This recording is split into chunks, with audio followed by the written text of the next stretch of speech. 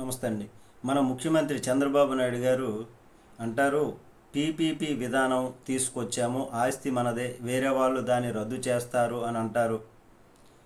జగన్మోహన్ రెడ్డి గారు దానికి ఏమంటారు, ఎవరైనా టెండర్లో పార్టిసిపేట్ చేయండి, ఎవరైనా రండి, కానీ ప్రతి ఒక్కరికి కూడా వార్నింగ్ ఇస్తున్నాం. ప్రైవేటీకరణను మేము అడ్డుకుంటాం, అన్ని రకాలుగా అటాక్ చేస్తాం. మీ నిర్ణయాన్ని వెనక్కి తీసుకునేంత వరకు కూడా ధర్నాలు జరుగుతాయి, ర్యాలీలు జరుగుతాయి, నిరసనలు జరుగుతాయి, దీక్షలు జరుగుతాయి. అక్కడక్కడ నేను కూడా అందులో పార్టిసిపేట్ చేస్తాను, పాల్గొంటాను. దీన్ని అడ్డుకునే కార్యక్రమం అన్ని రకాలుగా కూడా ప్రయత్నం జరుగుద్ది కూడా.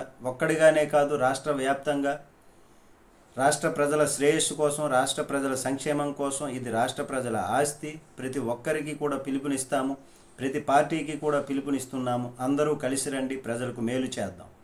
ఇది రాష్ట్ర ప్రజలకు సంబంధించినటువంటి ఆస్తి. ఈ ఆస్తుల వల్ల ప్రజలకు మంచి జరుగుతుంది.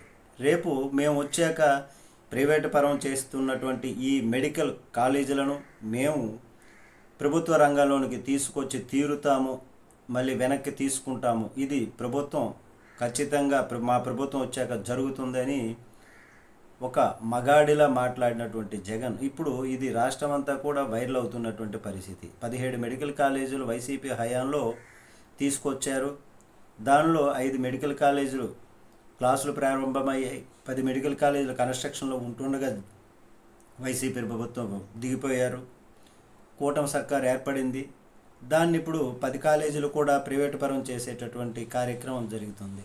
మరి దీన్ని అడ్డుకునే ప్రయత్నం జగన్మోహన్ రెడ్డి గారు రాష్ట్ర వ్యాప్తంగా ప్రజల ప్రయోజనాల కోసం అన్ని పార్టీలతో కలిసి, అన్ని సంఘాల వారితో కలిసి ధర్నాలు చేస్తాం, రాస్తారోకోలు చేస్తాం, అలాగే దీక్షలు చేస్తాము. ప్రతి ఒక్క అంశాన్ని కూడా తీసుకుంటాము దీన్ని అడ్డుకునేటటువంటి ప్రయత్నంలో అనేటటువంటిది ఎంతవరకు సఫలీకృతం అవుతుందో చూద్దాం. మరి నమస్తే.